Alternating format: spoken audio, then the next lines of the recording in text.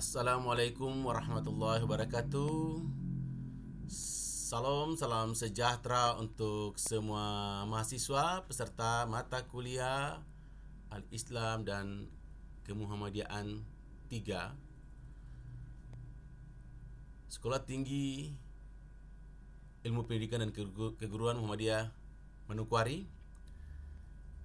Hari ini atau saat ini kita akan melanjutkan perkuliahan kita. Adapun bahasan yang akan kita bahas pada hari ini adalah tentang Mukadimah, anggaran dasar dan anggaran rumah tangga Muhammadiyah. Kita ketahui bahwa semua organisasi pasti memiliki anggaran dasar dan anggaran rumah tangga yang biasanya disingkat dengan AD dan ART. Sepertinya atau seperti halnya juga Muhammadiyah sebagai suatu organisasi kemasyarakatan yang bekerja di berbagai bidang, baik pendidikan, kesehatan maupun ekonomi. Maka Muhammadiyah juga punya anggaran dasar dan anggaran rumah tangga. Materi kali ini kita akan membahas tentang Mukadimah. Ya. Pengertian dari Mukadimah, anggaran dasar Muhammadiyah, bahwa diharapkan dengan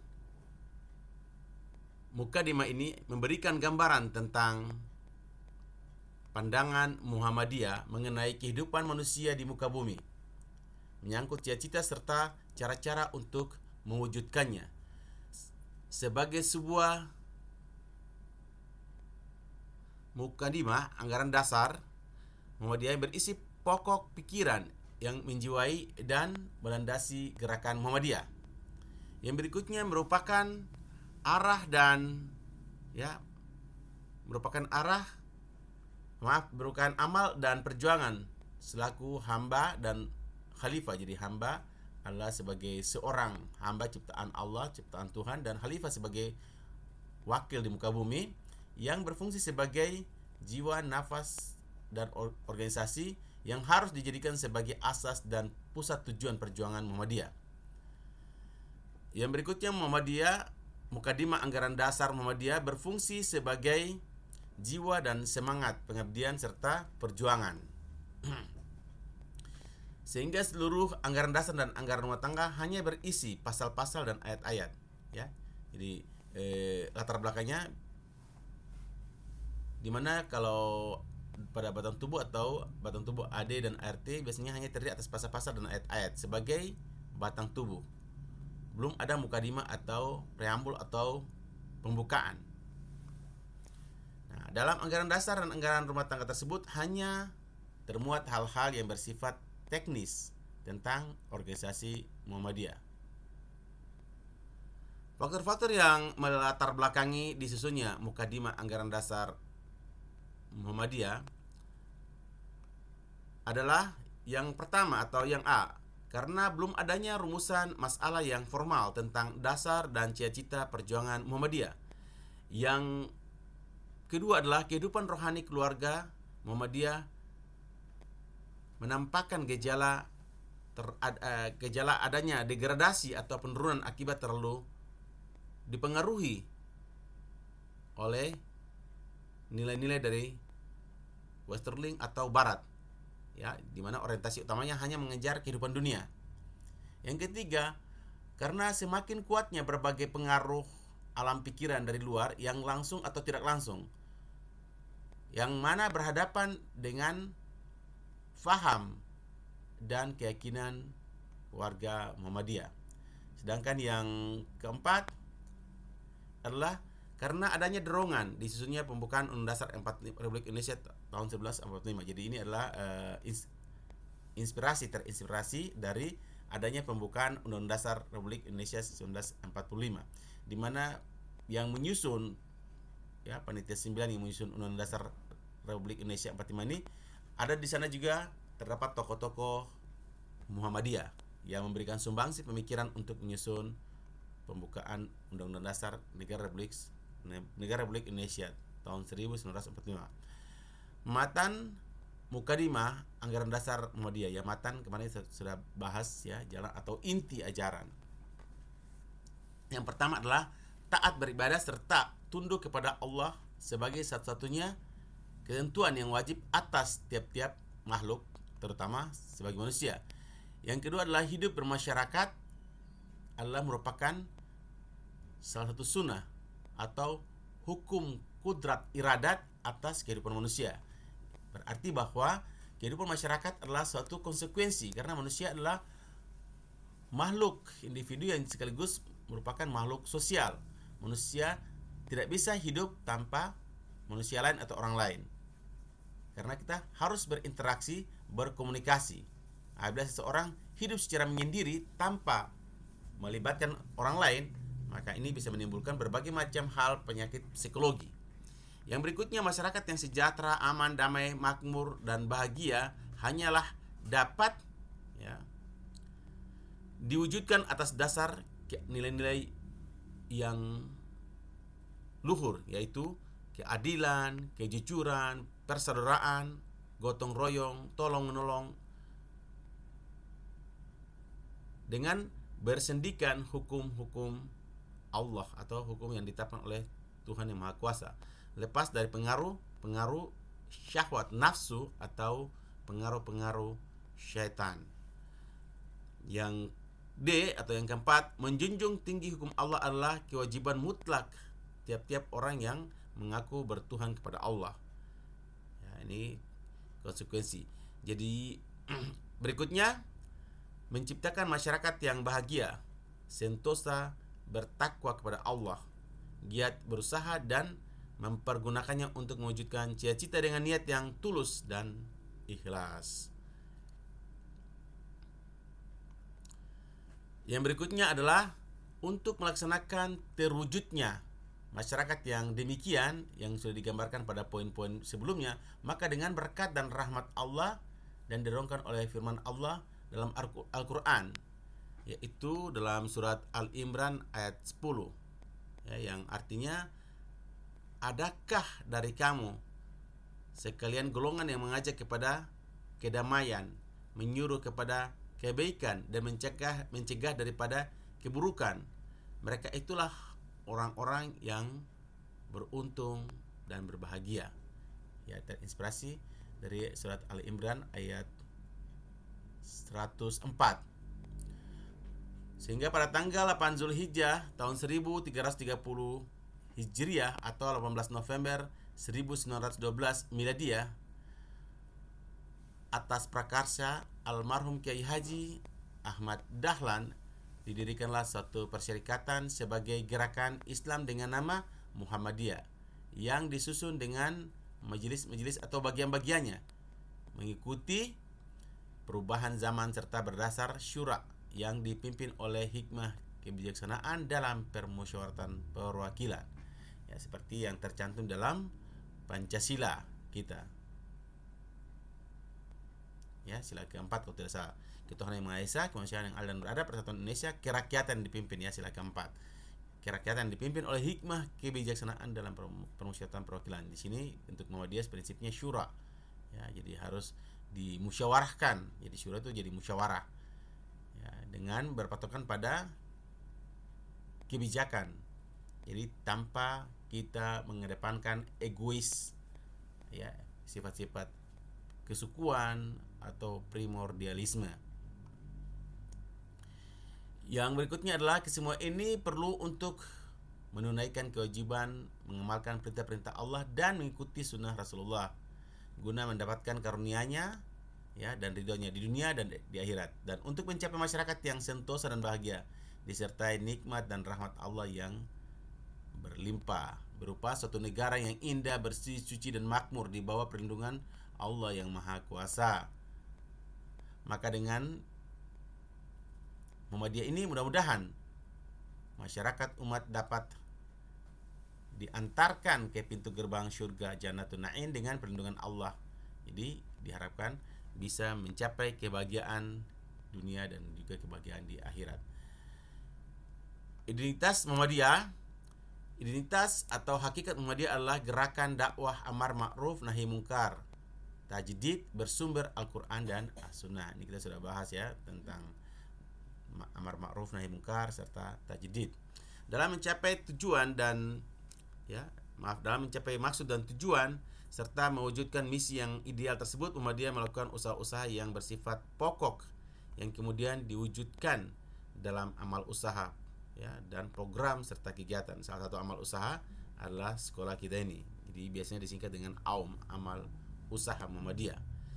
Adalah dengan tujuan untuk bisa mencerdaskan anak bangsa tanpa melihat atau tanpa memandang bulu siapapun dia, suku, bangsa, dan agama. Semuanya akan diterima dengan tangan terbuka dan diberikan treatment atau perlakuan yang sama untuk mencapai keinginan dan cita-cita menjadi seorang sarjana. Maka secara singkat, identitas Muhammadiyah dapat diidentifikasi sebagai gerakan Islam, dakwah, dan tajdid sebagai berikut, ya. Yang pertama adalah Muhammadiyah sebagai gerakan Islam, artinya bernuansa Islam, berlatar belakangi Islam. Ya, Muhammadiyah sebagai gerakan dakwah, dan Muhammadiyah sebagai gerakan tajdid. Ya, jadi gerakan Islam karena memang terinspirasi dari tadi surat Al-Imran ayat 104.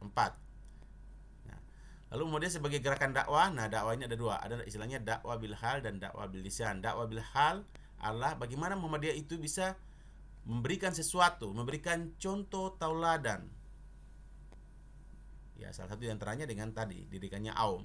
Kalau dakwah bil lisan adalah dengan menyampaikan dakwah, berdakwah, berdialog, berdiskusi, menulis buku, menulis kajian, bertukar pikiran, dan lain sebagainya. Lalu Muhammadiyah sebagai gerakan tajdid, jadi Muhammadiyah selalu ingin melakukan bagaimana ijtihad dalam menghadapi berbagai macam perubahan zaman dengan selalu berpegang teguh kepada Al-Quran dan As-Sunnah sehingga tidak terpleset. Kita akan lihat satu persatu. Muhammadiyah sebagai gerakan Islam. Nah, tadi saya sudah jelaskan secara singkat. Nanti kita lihat secara detail satu persatu. Islam telah memberikan inspirasi dan orientasi yang mendasar bagi pendiri Muhammadiyah itu Kiai Haji Ahmad Dahlan untuk mewujudkan cita-cita dan keyakinan hidupnya. Karena itu Muhammadiyah yang didirikannya didasarkan pada prinsip-prinsip ajaran Islam yang terkandung dalam Al-Quran dan As-Sunnah serta diyakini kebenarannya. Jadi Al-Quran jelas merupakan kitab suci umat Islam dan As-Sunnah adalah merupakan perkataan atau perbuatan atau suatu hal yang dibolehkan atau suatu hal yang didiamkan ketika dilakukan oleh sahabat Rasulullah, itu namanya As-Sunnah. Ya, jadi satu perkataan jelas yang keluar dari mulut Rasulullah. Perbuatan adalah contoh. Ya, bisa juga As-Sunnah itu adalah suatu suasana atau keadaan atau perbuatan dari sahabat Rasulullah yang disaksikan oleh Rasulullah, lalu Rasulullah tidak melarangnya atau malah mendukungnya. Nah, ini adalah bisa dikategorikan sebagai sunnah. Dan sebuah sunnah dalam Islam harus betul dia memiliki rawi yang kuat, karena sunnah atau hadis itu memiliki tingkatan-tingkatan. Yang paling tinggi adalah hadis-hadis yang kita bilang hadis hasan atau hadis yang sahih. Sedangkan makin ke bawah ada hadis-hadis yang lemah, dhaif, dan di bawah lagi ada hadis-hadis palsu. Ya, kategori ini biasanya dipelajari dalam ilmu matan hadis. Ya, dimana kalau apabila sebuah hadis itu memiliki perawi atau orang yang meriwayatkannya itu terdapat cacat, dia pernah berbohong, maka hadis yang diriwayatkan adalah jatuh pada hadis yang lemah. Tapi kalau hadis tersebut disampaikan dari jalur lain, dari mulut orang lain yang orang tersebut adalah betul-betul ada pada zaman di mana dia ada serta dia memiliki track record yang benar, maka hadis tersebut dapat dikatakan sebagai hadis yang hasan atau sahih. Atau hadis tersebut diriwayatkan, artinya disampaikan oleh banyak orang, dan semua itu jalur sampai ke Nabi. Ya, nah, sampai ke Nabi ini bisa adalah merupakan orang-orang yang minimal hidup dan berinteraksi dengan Nabi, seperti istri Nabi, anak Nabi, sahabat-sahabat Nabi yang hidup pada Nabi. Itu yang disebut dengan sunnah. Berikutnya, keyakinan terhadap agama Islam sebagai agama yang diridhai Allah, sebagaimana yang terdapat dalam surat Al-Maidah, ya, dan surat Al-Imran. Surat Al-Maidah atau surat ke-5 ayat 3 dan Al-Imran ketiga, ini Al-Maidah ke-5 ya. Al-Maidah ke-5 ayat 3 dan Al-Imran surat ke-3 ayat 19. Dan keharusan moral untuk mengimplementasikan ide-ide Islam ke dalam konteks yang praktis, baik pada tataran individual maupun kolektif, yang telah membuktikan upaya-upaya yang sistematis dan terorganisir atau ummah, sebagaimana dalam surat Al-Imran ayat 104. Sedangkan Muhammadiyah sebagai gerakan dakwah ya, adalah bahwa karakteristik kedua dari gerakan Muhammadiyah ini dikenal sebagai gerakan dakwah amar ma'ruf nahi mungkar. Dakwah menjadi tanggung jawab moral baik secara personal atau secara kolektif. Oleh karena itu setiap orang harus dia bisa berdakwah. Ingat tadi saya sudah katakan dakwah ada dua macam, yaitu dakwah bil hal dan dakwah bil lisan. Dakwah bil hal adalah dakwah perbuatan, contoh, tauladan. Sedangkan dakwah bil lisan adalah menyampaikan, berceramah, yang mengingatkan, berdialog. Di mana yang paling utama adalah dakwah bil hal. Oleh karena itu sangat tidak elegan atau sangat tidak baik apabila seseorang itu hanya pandai berdakwah bil lisan tetapi tidak pandai berdakwah secara bil hal atau mencontohkan. Karena Nabi besar Muhammad SAW dia diutus di muka bumi sebagaimana dalam Al-Quran dikatakan, innama bu'istu liutamima makarimal akhlak. Tidaklah kami, ya di sini tidaklah Allah itu mengutus engkau Muhammad, Allah berfirman kepada Muhammad dan Muhammad menyampaikan kepada kita, kecuali untuk memperbaiki akhlak manusia. Ya. Muhammadiyah sebagai gerakan organisasi dakwah menjadikan sarana dakwahnya bersifat personal dan kolektif, baik secara internal maupun eksternal. Jadi dakwahnya ke dalam dan keluar. Lalu yang ketiga, Muhammadiyah sebagai gerakan tajdid selalu melakukan koreksi dan penafsiran ulang terhadap berbagai persoalan pemikiran dan pengalaman yang berkaitan dengan muamalah keagamaan yang disebabkan oleh perubahan situasi dan kondisi serta perkembangan ilmu pengetahuan dan teknologi untuk disesuaikan dengan nilai-nilai Al-Quran dan As-Sunnah serta tidak bertentangan dengan nilai-nilai dari keduanya, nilai-nilai dari Al-Quran dan As-Sunnah. Nah, ini sangat penting.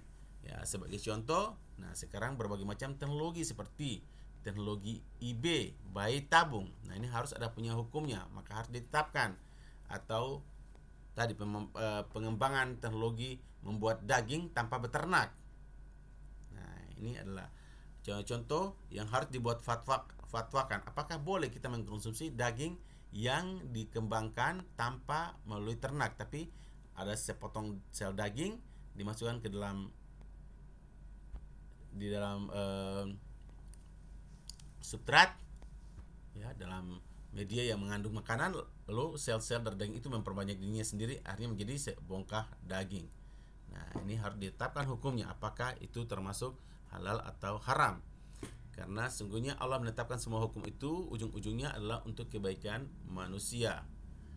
Kemudian disebut sebagai gerakan tajdid dalam konteks pemurnian atau purifikasi, terutama dalam bidang akidah dan ibadah, yakni mengembalikan semua persoalan yang menyangkut akidah dan ibadah tersebut pada keaslian ajaran sesuai dengan Al-Quran dan Sunnah, dari berbagai tambahan atau pengurangan serta interpolasi berbagai bentuk pemikiran yang secara intrinsik dan substantif maupun formil berbeda dengan keduanya. Ya, artinya bahwa diharapkan gerakan tajdid dalam pemurnian ini harus bisa menjelaskan kepada masyarakat mana hal-hal yang merupakan perintah Allah yang dicontohkan oleh Nabi dan mana hal-hal yang itu merupakan budaya. Ya, karena sampai saat ini banyak umat Islam yang tidak bisa membedakan antara budaya dan ibadah. Ya, contohnya pembacaan berzanzi itu termasuk dalam budaya. Ya, jadi bukan satu hal yang harus, tapi dia merupakan budaya, walaupun di dalamnya isinya itu terkandung ibadah, karena di situ ada sejarah, ada zikir, ada bacaan-bacaan Al-Quran, tapi itu adalah budaya. Nah, tinggal kita mau melestarikan budaya itu atau tidak, tetapi kita harus bijaksana dalam penggunaan budaya tersebut. Ya. Yang berikutnya tajdid dalam arti pemurnian memiliki 3 bentuk sasaran, yaitu ya i'adah atau pemulihan, yaitu membersihkan ajaran Islam yang sudah tidak murni lagi, ya, disebut dengan pemulihan. Ya, contohnya ada perilaku saudara-saudara kita yang salah dalam hal ketika penyelenggaraan jenazah, harus dengan syarat-syarat tertentu yang itu harusnya merupakan budaya, bukan keharusan, ya, jadi harus dimurnikan. Yang kedua, ibanah atau memisahkan, yaitu memisahkan secara cermat oleh ahlinya mana yang sunnah dan mana yang pula yang bid'ah. Ya, jadi kalau yang bid'ah adalah suatu hal yang tidak dicontohkan, nah ini harus dibersihkan. Yang ketiga adalah yaitu menghidupkan ajaran-ajaran Islam yang belum terlaksana atau yang masih terbengkalai. Nah, salah satu di antaranya adalah tadi yang sekarang kita ini, kewajiban untuk belajar, kewajiban untuk membangun fasilitas pendidikan agar bisa mencerdaskan seluruh umat manusia. Berikutnya asas Muhammadiyah. Asas Muhammadiyah adalah Islam. Jadi asas Muhammadiyah, Islam ini maksudnya adalah asas ideologi persyarikatan Muhammadiyah. Jadi artinya bahwa asas Muhammadiyah bukan kapitalis, bukan sosialis, dan juga bukan komunis, tapi asasnya adalah Islam. Yang mana masyarakat yang berideologi kapitalis biasanya dimotori, ya saat ini dimotori oleh negara-negara Eropa dan Amerika. Setelah usai perang dingin menunjukkan eksistensinya yang lebih kuat. Nah, artinya sekarang muncul lagi perang, ya, antara Rusia dan Ukraina, yang mana sekarang menonjolkan Rusia berhadapan dengan NATO. Yang dulunya Rusia adalah blok timur, karena sudah hilang blok timur, dulu disebut dengan Uni Soviet. Nah, sekarang Rusia melihat bahwa negara Amerika menjadi superpower, negara paling kuat satu-satunya, maka ini juga tidak sehat di dunia. Harus ada negara lain yang mengimbangi agar bisa terjadi keseimbangan. Karena kalau satu saja yang menonjol, ini bisa mengarah ke kembalinya neokolonialisme atau sistem penjajahan modern. Yang kedua adalah berideologi. Jadi berideologi sosialis. Ini jadi kalau ideologi sosialis dimotori oleh Rusia dan Cina. Tapi sekarang Rusia sudah menjadi demokrat. Cina sendiri tidak murni sosialis, tergantung, ya. Jadi sekarang ini kalau kita melihat bahwa hampir semua negara itu mereka bagaimana menggunakan prinsip dalam melakukan negosiasi ekonomi dengan negara lain. Sementara ideologi Islam adalah ideologi pertengahan. Artinya bahwa sebenarnya Islam itu punya ideologi. Jadi tidak boleh didominasi oleh kapitalis dan tidak boleh didominasi oleh sosialis. Sehingga dalam surat kedua Al-Baqarah 143 Allah berfirman bahwa dan demikian itu Allah telah menjadikan kalian sebagai umat pertengahan atau umatan wusto. Jadi umat pertengahan itu kita tidak boleh cenderung ke kiri, tidak boleh cenderung ke kanan. Artinya tidak boleh mengarah ke sosialis, tidak boleh cenderung ke liberalis. Karena liberalis itu individualistis, ya. Jadi seseorang itu biasanya memiliki segala-galanya, ya, sampai dia menjadi raja di raja. Sedangkan sosialis bahwa tidak ada pemilikan individu, semuanya harus milik bersama. Nah, ini kedua-duanya di kutub ekstrim. Sementara Islam datang, Islam adalah agama yang tadi ummatan wusto atau pertengahan. Jadi kita harus bisa mengakui hak-hak individu, tetapi hak-hak individu juga tidak mutlak. Dia juga harus memberikan hak-hak sosial. Oleh karena itu dalam Islam ada yang disebut dengan zakat. Ada zakat mal, zakat fitrah, ya, zakat profesi. Nah, karena kepemilikan seseorang itu di dalam kepemilikan tersebut ada milik orang lain. Ya, jadi itu yang dimaksud dengan umatan wusto atau umat pertengahan. Tidak boleh miring ke kiri atau miring ke kanan. Ya, kalau kerennya kita bilang kita berada dalam neutral zone. Jadi zona yang netral. Ya, sehingga betul pengakuan terhadap manusia sebagai individu dan pengakuan manusia kita sebagai masyarakat sosial, ya, masyarakat komunal itu diakui dalam Islam. Ideologi dan gerakan Muhammadiyah merupakan sistematis dari pemikiran-pemikiran mendasar mengenai Islam yang diproyeksikan dan diaktualisasikan ke dalam sistem gerakan yang memiliki ikatan jamaah atau jam'iyah dan imamah yang solid.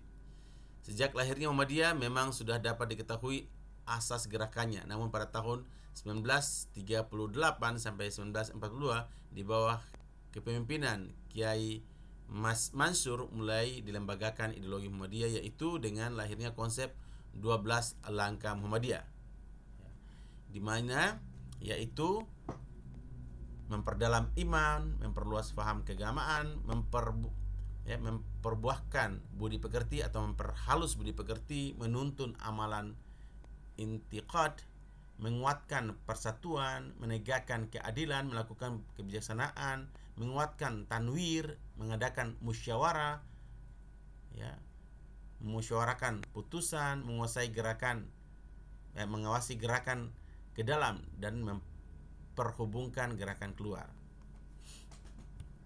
Dengan lahirnya konsep ini, maka Muhammadiyah tumbuh menjadi paham dan kekuatan sosial, keagamaan, dan sosial politik tertentu di Indonesia, yang juga banyak memberikan sumbangsi pada pemikiran, pembangunan, dan kecerdasan, kesehatan,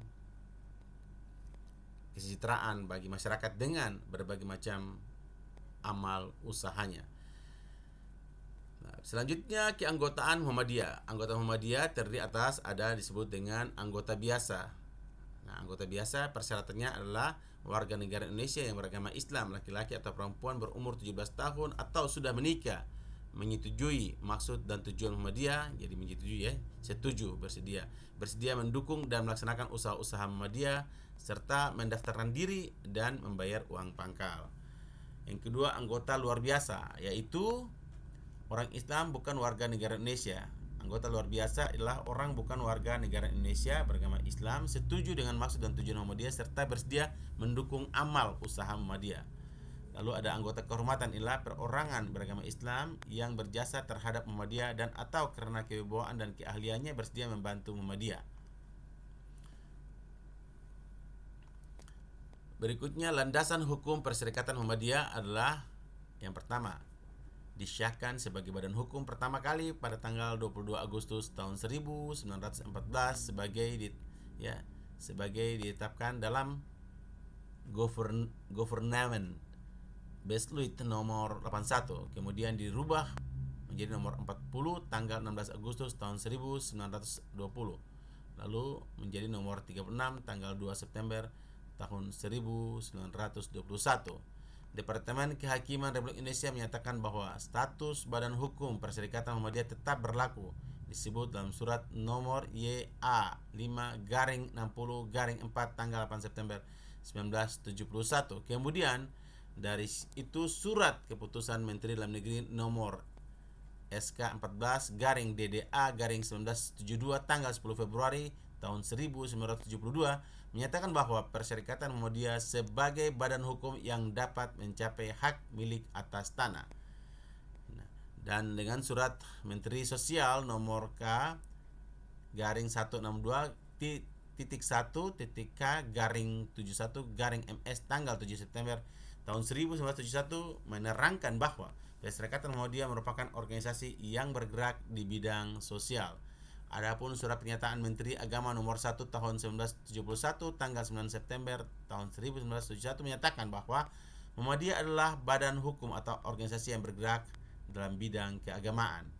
Dan selanjutnya, ini merupakan kunci yang sangat menentukan mengenai masalah pendidikan dan pengajaran. Ya, sesuai dengan surat Menteri Pendidikan dan Kebudayaan nomor 23621/MPK/74 tanggal 24 Juli tahun 1974 menyatakan bahwa Muhammadiyah sebagai badan hukum yang bergerak di bidang pendidikan dan pengajaran. Landasan operasional Perserikatan Muhammadiyah adalah bahwa organisasi Muhammadiyah dengan rangkaian kebijakan dan kegiatannya senantiasa berpijak kepada A. Al-Quran dan As-Sunnah sebagai sumber ajaran dan hukum, anggaran dasar dan anggaran rumah tangga, dan peraturan-peraturan berlaku dalam persyarikatan, dan mengindahkan falsafat dan dasar negara Republik Indonesia serta hukum yang sah dalam kehidupan kebangsaan dan kenegaraan di negara Kesatuan Republik Indonesia. Jadi inilah landasan operasional di Al-Quran, As-Sunnah, anggaran dasar, anggaran rumah tangga, dan peraturan-peraturan yang berlaku dalam persyarikatan, serta filsafat dan artinya Pancasila dan dasar negara kita Pancasila ya, serta hukum dan aturan yang berada dalam negara Kesatuan Republik Indonesia. 3 adalah mekanisme organisasi Muhammadiyah. Yang pertama dari mekanisme ini adalah susunan dan penetapan organisasi Muhammadiyah diatur dalam anggaran dasar Muhammadiyah pada bab kelima pasal 9 dan pasal 10. Pasal 9 berbunyi bahwa menyatakan bahwa susunan organisasi yaitu susunan organisasi Muhammadiyah yang dimana terdiri atas ranting. Ranting adalah kesatuan anggota dalam satu tempat atau kawasan cabang, ialah kesatuan ranting dalam satu tempat. Ada daerah, sedangkan daerah adalah kesatuan cabang dalam satu kota atau kabupaten. Lalu ada wilayah, ialah kesatuan daerah dalam satu provinsi. Jadi ada biasa disebut dengan PW, itu pengurus wilayah, PWM. Lalu PDM, pengurus daerah Muhammadiyah, PRM, pengurus ranting Muhammadiyah. Sedangkan untuk di pusat ialah Kesatuan Wilayah dan Negara Republik Indonesia, sering disebut dengan PP, pengurus pusat. Penetapan organisasi pasal 10 anggaran dasar rumah tangga, anggaran dasar Muhammadiyah menetapkan organisasi dibagi sebagai yang pertama adalah penetapan wilayah dan daerah dengan ketentuan luas lingkungannya ditetapkan oleh pimpinan pusat. 2. Menetapkan cabang dengan ketentuan luas lingkungan ditetapkan oleh pimpinan wilayah. Penetapan ranting dengan ketentuan luas lingkungan ditetapkan oleh pimpinan daerah. Dalam hal-hal biasa, pimpinan pusat dapat mengambil ketentuan lain. Kedudukan organisasi dalam anggaran rumah tangga Muhammadiyah dijelaskan kedudukan masing-masing sebagai berikut. 1. Pasal 5. Ranting ialah kesatuan anggota dalam satu tempat atau kawasan yang terdiri atas sekurang-kurangnya 5 orang yang berfungsi melakukan pembinaan dan pemberdayaan anggota. 2. Pasal 6. Cabang ialah kesatuan ranting dalam satu tempat yang terdiri atas sekurang-kurangnya 3 ranting. Pasal 7. Daerah ialah kesatuan cabang dalam satu kota atau kabupaten yang terdiri atas sekurang-kurangnya 3 cabang. Yang pasal 8. Wilayah ialah kesatuan daerah atau satu provinsi yang terdiri atas sekurang-kurangnya 3 daerah. Sedangkan pusat ialah kesatuan wilayah dalam negara Republik Indonesia.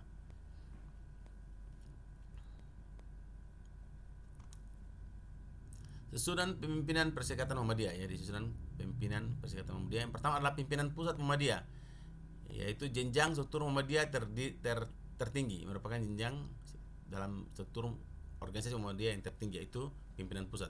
Dalam level yang paling tinggi dari seluruh level pimpinan Muhammadiyah, pimpinan pusat Muhammadiyah mempunyai fungsi koordinatif dari seluruh pimpinan pusat Muhammadiyah yang ada di Indonesia, sekaligus juga akomodirkan gerakan dakwah Islamiyah di seluruh wilayah Indonesia melalui berbagai bentuk aktivitas dakwah seperti aktivitas keagamaan, pendidikan, kesejahteraan sosial, kesehatan, dan sebagainya.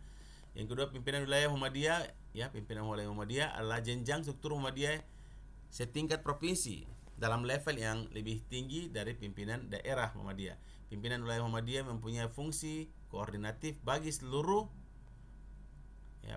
pimpinan Muhammadiyah yang ada di wilayah provinsi tersebut, sekaligus juga mengkoordinir gerakan dakwah Islam di seluruh wilayah provinsi tersebut melalui berbagai bentuk seperti aktivitas keagamaan, pendidikan, kesejahteraan sosial, kesehatan, dan sebagainya. Pimpinan daerah Muhammadiyah ya adalah jenjang struktur Muhammadiyah di setingkat kabupaten atau distrik dalam level yang lebih tinggi dari pimpinan cabang Muhammadiyah. Pimpinan daerah Muhammadiyah mempunyai fungsi koordinatif bagi seluruh pimpinan Muhammadiyah yang ada di wilayah kabupaten tersebut, sekaligus juga mengkoordinasikan gerakan dakwah Islamiyah di seluruh wilayah kabupaten tersebut melalui berbagai bentuk seperti aktivitas keagamaan, pendidikan, kegiatan sosial, kesehatan, dan sebagainya. Pimpinan cabang Muhammadiyah adalah jenjang struktur Muhammadiyah setingkat kecamatan atau subdistrik dalam level yang lebih tinggi dari pimpinan ranting Muhammadiyah. Pimpinan cabang Muhammadiyah mempunyai fungsi koordinatif bagi seluruh pimpinan Muhammadiyah yang ada di wilayah kecamatan tersebut. Sekaligus juga mengkoordinasikan gerakan dakwah Islamiyah di seluruh wilayah kecamatan tersebut melalui berbagai bentuk seperti aktivitas keagamaan, pendidikan, kesejahteraan sosial, kesehatan, dan sebagainya. Sedangkan pimpinan ranting Muhammadiyah adalah jenjang struktur Muhammadiyah setingkat desa dan merupakan ujung tombak bagi gerakan dakwah Islamiyah yang dilaksanakan Muhammadiyah karena pimpinan ranting Muhammadiyah menjangkau dan berintegrasi secara langsung dengan warga Muhammadiyah. Sebagai ujung tombak dari gerakan dakwah Islamiyah yang dilaksanakan oleh Muhammadiyah, pimpinan ranting Muhammadiyah adalah kekuatan penting nyata yang dimiliki Muhammadiyah, karena di level inilah sebenarnya basis gerakan Muhammadiyah bisa dilaksanakan secara nyata. Sedangkan jamaah Muhammadiyah, selain jalur-jalur struktur yang dimiliki, Muhammadiyah juga mempunyai kelompok-kelompok yang tersebar di tengah masyarakat dalam bentuk jamaah Muhammadiyah, yaitu jamaah Muhammadiyah merupakan lini di luar jalur-jalur struktur Muhammadiyah secara nyata, melaksanakan dakwah Islamiyah yang sesuai dengan visi dan misi Muhammadiyah di tengah masyarakat. Majelis dan lembaga untuk membentuk pimpinan perserikatan melaksanakan program-program perserikatan, dibentuklah suatu organisasi pembantu pimpinan atau majelis, jadi suatu organisasi disebut dengan majelis atau lembaga yang dibentuk dan bertanggung jawab kepada pimpinan perserikatan masing-masing tingkatan. Yang pertama adalah contohnya. Yang pertama, majelis adalah unsur pembantu pimpinan perserikatan yang diserahi tugas sebagai penyelenggara amal usaha, program dan kegiatan sesuai dengan kebijakan pimpinan perserikatan Muhammadiyah di masing-masing tingkat. Majelis ini berfungsi sebagai pembantu pimpinan perserikatan dalam menentukan perencanaan, pelaksanaan, dan pengawasan penyelenggaraan amal usaha atau AUM, program dan kegiatan sesuai dengan kebijakan perserikatan Muhammadiyah. Majelis bertugas secara operasional menyelenggarakan amal usaha, program, dan kegiatan sesuai dengan kebijakan pimpinan perserikatan. Majelis berwenang mengarahkan, memutuskan, dan memberi tuntutan teknis operasional pelaksanaan program dalam bidang masing-masing. Contohnya Majelis Dikti. Majelis Dikti Muhammadiyah adalah majelis yang mengatur, mengkoordinir semua perguruan tinggi Muhammadiyah yang ada di seluruh Indonesia maupun yang ada di luar negeri. Jadi semuanya memiliki satu standar yang sama.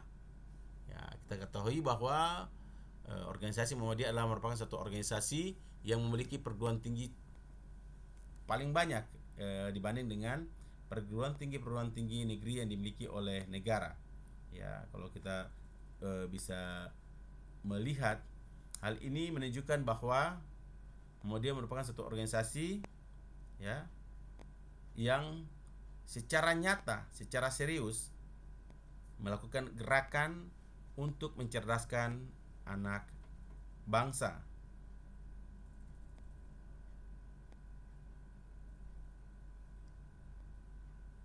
Di mana pada tahun 2001 pada tahun 2001 saja data menunjukkan bahwa perguruan tinggi di Muhammadiyah di seluruh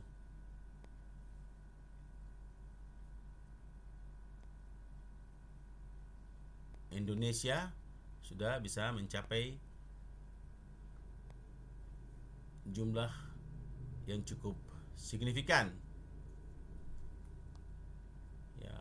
Di samping itu, apalagi jumlah program studi para perguruan tinggi Muhammadiyah, seperti contohnya di UMS saja, Universitas Muhammadiyah Surakarta, itu program studinya sudah mencapai sekitar 77 program studi.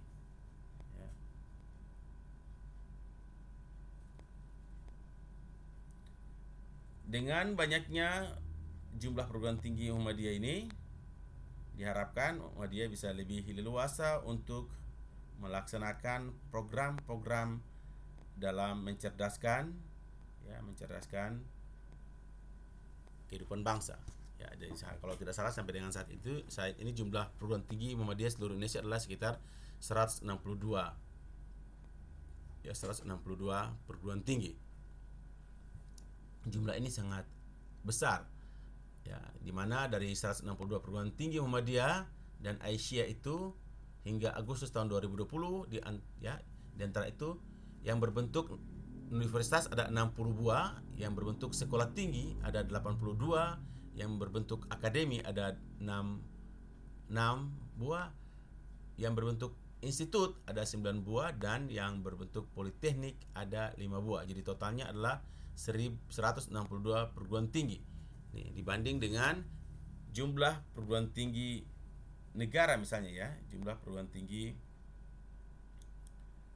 negara kalau kita mau melihat ya, atau jumlah perguruan tinggi negeri ya,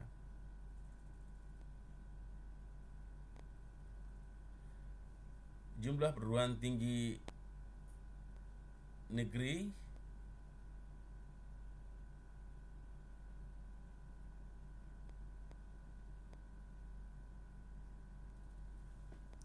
itu kalau tidak salah tidak sampai mencapai ratusan ya, sampai mencapai ratusan kalau jumlah perguruan tinggi negeri. Kalau kita buka di data Dikti ya, itu jumlahnya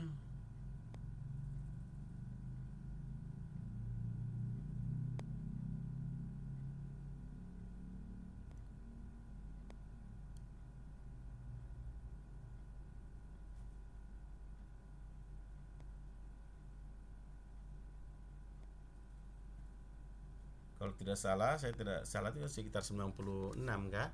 Nah, itu nanti bisa dilihat ya. Tapi kalau untuk Muhammadiyah sudah mencapai sekitar 162 perguruan tinggi. Adapun nama-nama majelis dalam Muhammadiyah, ada namanya majelis tarjih dan majelis tajdid. Ada juga majelis tablik, ada majelis pendidikan tinggi yang tadi saya sebut ya. Jadi majelis dikti, ada majelis pendidikan dasar dan menengah, ada majelis pendidikan kader, ada majelis pelayanan sosial, ada majelis ekonomi dan kewirausahaan, ada majelis pemberdayaan masyarakat, ada majelis pembina kesehatan umum, ada majelis pustaka dan informasi, ada majelis lingkungan hidup, ada majelis hukum dan hak asasi manusia, ada majelis wakaf dan kehartabendaan ya. Jadi ini adalah nama-nama majelis tajri, tarjih dan tajdid. Ini masing-masing mereka memiliki fungsi ya, fungsi sendiri-sendiri dalam menjalankan program kerjanya. Ya, tablik perguruan tinggi salah satu di antaranya ya, kita sedikit berada di majelis pendidikan tinggi. Di samping itu juga Muhammadiyah memiliki lembaga-lembaga ya, lembaga-lembaga di mana lembaga ini berfungsi sebagai pembantu pimpinan perserikatan dalam melaksanakan keputusan dan kebijakan perserikatan sesuai dengan tugasnya ya. Lembaga membantu pemimpin atau pimpinan perserikatan dalam bidang tertentu yang bersifat melaksanakan kebijakan. Lembaga berwenang mengadakan kegiatan setelah mendapat persetujuan dari pimpinan perserikatan. Ya. Adapun nama-nama lembaga-lembaga yang dimiliki oleh Muhammadiyah adalah lembaga pengembangan cabang dan ranting, ada lembaga pembina pengawasan keuangan, ada lembaga penelitian dan pengembangan, ada lembaga penanganan bencana, ada lembaga zakat, infak dan sedekah yang namanya Lazismu. Ini sekarang Lazismu kalau dekat-dekat hari raya ini biasanya mereka sudah mulai bergerak untuk menghimpun zakat-zakat dari umat Islam ya, khususnya umat Islam. Karena umat Islam hanya memiliki kewajiban zakat 1 tahun disebut dengan zakat fitrah. 1 tahun satu orang harus bisa memberikan zakat atau sedekah kepada saudaranya yang tidak mampu, sesama anak bangsa Indonesia, hanya sekitar 2,5 kilogram beras, jadi sangat kecil sekali. Nah, berbeda halnya kalau ada yang mau menambah dengan infak dan sedekah. Jadi infak adalah sejumlah harta atau sejumlah uang yang diberikan, disumbangkan untuk kemaslahatan orang banyak. Sedangkan sedekah adalah diberikan secara sukarela. Jadi zakat ini macam-macam, ada zakat fitrah, zakat mal. Zakat fitrah tadi zakat fitrah adalah zakat yang wajib, di mana satu orang setahun itu harus mengeluarkan sejumlah beras atau sejumlah bahan makanan pokok sesuai dengan yang dimakannya, itu cuma 2,5 kilogram. Ada juga zakat mal, artinya kalau kita punya usaha yang sudah maju, maka kita diminta secara ikhlas sukarela untuk mengeluarkan zakat agar membantu orang-orang miskin. Jadi zakat ini digunakan untuk orang-orang miskin, jadi bukan untuk tokoh-tokoh agama atau para imam. Itu tidak selain kalau imam tersebut dia berhak mendapat zakat karena memang dia adalah orang yang berhak mendapat zakat, dia sebagai muzaki masuk ke dalam kategori orang yang mendapat hak. Nah, atau mungkin dia diberikan infak sebagai hadiah karena mungkin dia sebagai ucapan terima kasih selama ini mungkin dia sibuk mengurus umat. Nah, ini boleh. Lalu ada lembaga hikmah dan kebijakan publik, ada lembaga seni budaya dan olahraga, ada lembaga hubungan dan kerjasama internasional. Inilah nama-nama lembaga-lembaga yang ada dalam organisasi. Ada juga organisasi otonom yang sering disebut dengan ortom. Ortom atau organisasi otonom ini diantaranya adalah di mana gambaran umum dari organisasi otonom atau ortom Muhammadiyah adalah organisasi atau badan yang dibentuk oleh Perserikatan Muhammadiyah yang dengan bimbingan dan pengawasan diberi hak dan kewajiban untuk mengatur rumah tangga sendiri, membina warga Perserikatan Muhammadiyah tertentu, dan dalam bidang-bidang tertentu pula dalam rangka mencapai maksud dan tujuan Perserikatan Muhammadiyah. Sebagai badan yang mempunyai otonomi dan mengatur rumah tangga sendiri, mempunyai jaringan struktur sebagaimana halnya dengan Muhammadiyah, mulai dari tingkat pusat, provinsi, kabupaten, kecamatan, desa, serta kelompok-kelompok atau jamaah-jamaah. Ortom atau organisasi otonom Muhammadiyah ini dibentuk di lingkungan Perserikatan Muhammadiyah jika memenuhi persyaratan sebagai berikut. Yang pertama, mempunyai fungsi khusus dan dalam Perserikatan Muhammadiyah. Yang kedua, mempunyai potensi dan ruang lingkup yang nasional. Yang ketiga, merupakan kepentingan Perserikatan Muhammadiyah. Untuk membentuk ortom ditetapkan dalam tanwir. Jadi kalau kita ingin membuat satu organisasi otonom Muhammadiyah, maka harus diusulkan untuk ditentukan dalam tanwir atau lembaga permusyawaratan tertinggi setelah Muktamar Muhammadiyah. Dan dilaksanakan dengan keputusan pimpinan pusat Muhammadiyah. Adapun tujuan pembentukan ortom atau organisasi otonom Muhammadiyah adalah sebagai berikut. Yang pertama adalah tujuan efisiensi dan efektivitas Perserikatan Muhammadiyah. Yang kedua adalah untuk pengembangan Perserikatan Muhammadiyah. Yang ketiga adalah untuk menjaga dinamika Perserikatan Muhammadiyah. Yang keempat adalah bertujuan untuk kaderisasi Perserikatan Muhammadiyah. Nah, selanjutnya bagaimana dengan hak dan kewajiban organisasi otonom atau ortom Muhammadiyah? Dalam kedudukannya sebagai organisasi ortom yang mempunyai kewenangan mengatur rumah tangga sendiri, maka ortom Muhammadiyah mempunyai hak dan kewajiban dalam perserikatan ialah sebagai berikut. 1. Melaksanakan keputusan Perserikatan Muhammadiyah, menjaga nama baik Perserikatan Muhammadiyah, membina anggota menjadi warga anggota Perserikatan Muhammadiyah yang baik, membina hubungan dan kerjasama yang baik dengan sesama ortom atau organisasi otonom, melaporkan kegiatan-kegiatan kepada pimpinan pusat Muhammadiyah, menyalurkan anggota-anggotanya dalam kegiatan gerak dan amal usaha. Gerak dan amal usaha, maaf ini ada yang belum terhapus. Gerak dan amal usaha Perserikatan Muhammadiyah sesuai dengan bakat, minat dan kemampuannya.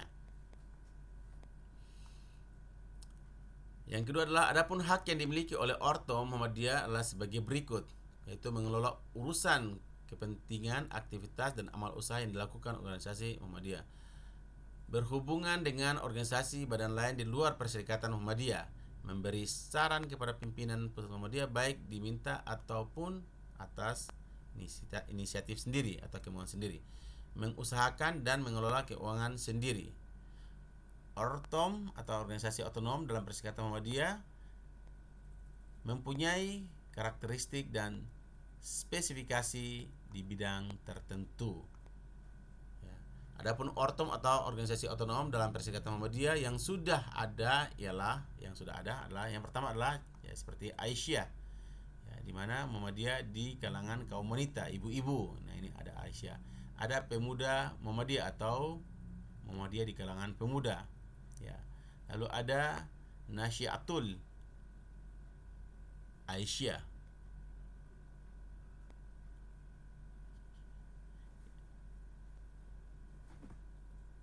yaitu Muhammadiyah di kalangan pemudi atau kaum wanita.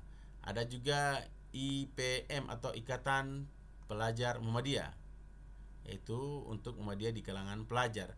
Ada IMM atau Muhammadiyah di kalangan mahasiswa, yaitu Ikatan Mahasiswa Muhammadiyah. Ada Hizbul Watan atau Muhammadiyah di kalangan kepanduan, pramuka Muhammadiyah. Nah, ada Tapak Suci atau Muhammadiyah di bidang seni bela diri. Jadi ini adalah jenis bela diri silat. Ini Ortom dia, yang dia bernaung di bawah Perserikatan Muhammadiyah. Jadi ini adalah beberapa Ortom yang sudah terbentuk dan eksis, yang memiliki gerakan yang juga cukup masif. Contohnya seperti Aisyah sudah banyak mempunyai sekolah-sekolah mulai dari playgroup, TK, SD, SMU, SMP, SMU, ini sudah banyak, dan juga perguruan tinggi, politeknik, keperawatan dan sebagainya. Nah, pemuda Muhammadiyah saat ini lebih banyak bergerak dalam proses pengkaderan. Sama juga dengan Nasyiatul Aisyah. Demikian juga dengan IPM atau Ikatan Pelajar Muhammadiyah, IMM. Nah, dari semua materi yang kita sudah bahas, maka kita dapat rangkum. Yang pertama adalah bahwa penjelasan tentang Mukaddimah Anggaran Dasar Muhammadiyah adalah meliputi tentang pengertiannya, sejarah, perumusannya, faktor-faktor yang melatar belakangi dirumuskan, serta matan atau inti atau teks dari Mukaddimah AD Muhammadiyah itu sendiri.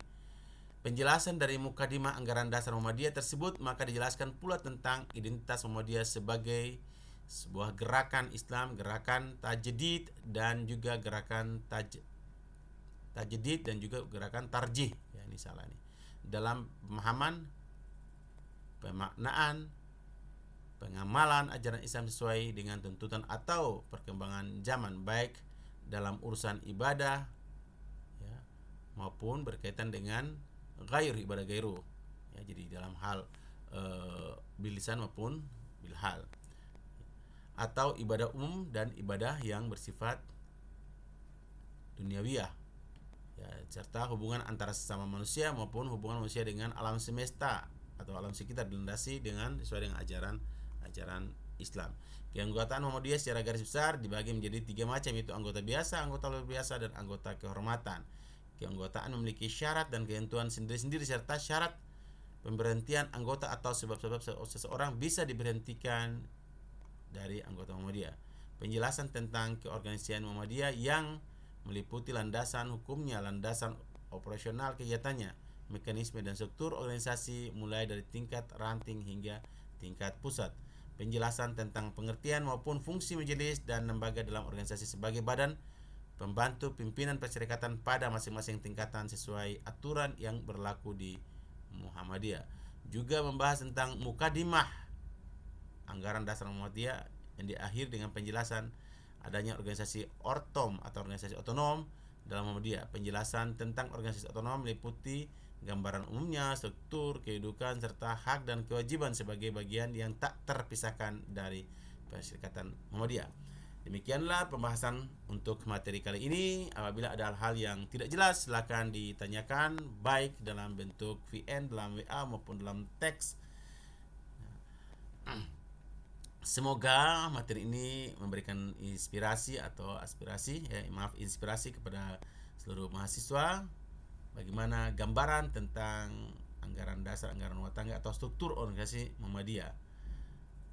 Ya, tidak dapat dipungkiri bahwa Muhammadiyah merupakan salah satu organisasi yang cukup besar. Ya, kalau bisa dilihat itu cukup besar baik dalam skala nasional maupun internasional. Sekarang sudah membuka cabang-cabang dan juga membuka aum-aum atau amal usaha di beberapa negara. Ya, beberapa negara selain Indonesia. Mungkin itu saja yang dapat saya berikan pada hari ini.